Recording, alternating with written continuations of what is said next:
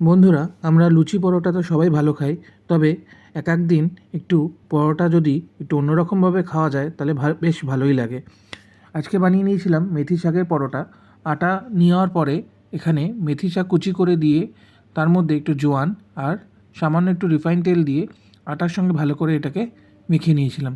তারপরে পরিমাণ মতন জল দিয়ে আটাটাকে ভালো করে মেখে নিয়ে কিছুক্ষণ ঢাকা দিয়ে রেখে দিয়েছিলাম। তারপরে লেচি কেটে এখানে তেল দিয়ে এটাকে ভালো করে আবার কিছুক্ষণের জন্য রেখে দিয়েছিলাম।